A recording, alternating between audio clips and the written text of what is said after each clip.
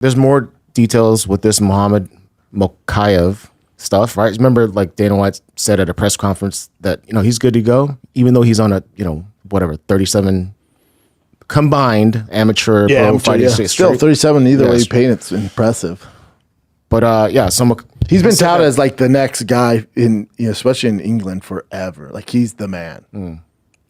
I mean, his record is, incredible, even though he might be a little bit boring. But anyway, so Dana White insinuated that he was going to go with the PFL, and the PFL has a great undefeated fighter now, right? Well, no, but all this doesn't make sense. Like PFL doesn't even have that weight division. They don't have 125, and no one really has 125. Ray Sefo even said himself, like, no, we don't want him. I heard he's like a pain in the ass. Ray Sefo first said, who? Yeah. Like, oh, no. So with Magomed, Mokaev, he fucked up, dude. This is your only lane to work in. And it's the biggest promotion in the world. And you're super difficult to work with. And there's some other stuff I've heard. So it's like, how do you think this is going to end, dude? Also, it's at 125. The UFC's never made money at 125. They had DJ, who's the most famous 125er ever. They couldn't make money off him. So for him to think he has any sort of leverage, the UFC's like, yeah, but I'm 37-0. Like, we don't give a fuck, dude. Take your shit and go somewhere else. Here's the problem. Now, if he was a heavyweight, a middleweight, a 155 or 170, there's a lot of other places you can go. 125, you kind of shot yourself in the foot, dude. Hashtag no Meg the Stallion. You kind of shot yourself in the foot, Like there's not, what are you going to do now? And he probably got done, right? He did all this. So I guess not a big deal. Had a horrible fight. UFC's like, we're good. And he's like, I will just go somewhere else. And his manager's like, where though? Where are we going to go?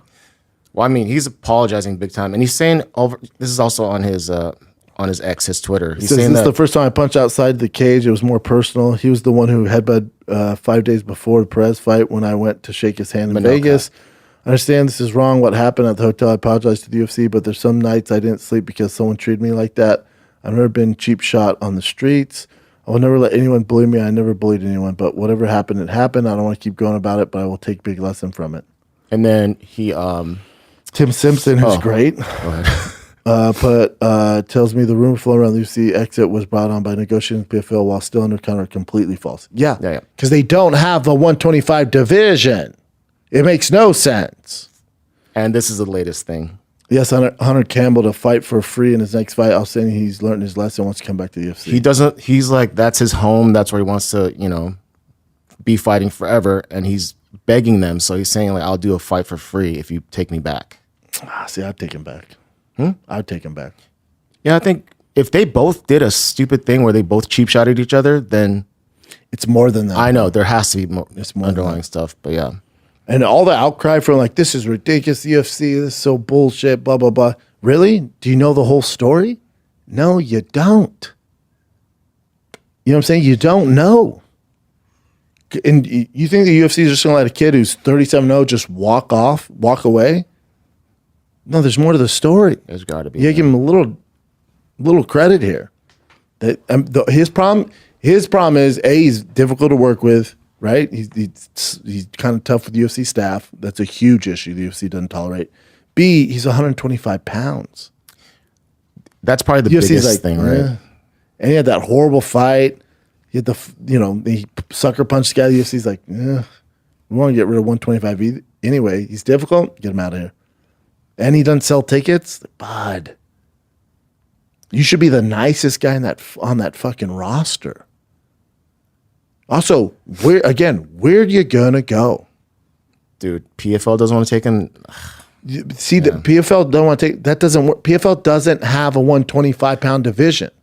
I got you, but I'm saying that's the other organization that bought Bellator. It doesn't make sense. Second one. You might as well go to the WNBA. They don't have a 125 division.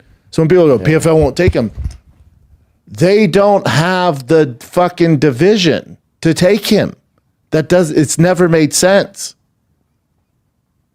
If he was heavyweight and was like, I'm going to go to PFL, then if PFL goes, we don't want him, that's how that would work there. We don't want him. When you don't have the division, it doesn't make sense.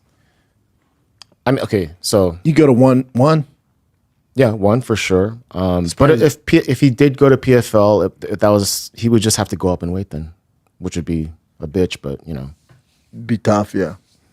He's a stud though. That's but the yeah, thing. and he He's a really feels fucking sorry. stud. And I'm pretty sure that I heard something or read something where Tom Aspinall's like really good, like close with Yeah. him, and he's like super bummed out. Yeah, don't get it twisted. Even though his name's Mohammed Mokaev, he's a British fighter. Like he's not very well received in Dagestan and Russia. He didn't come up there. He came up in London.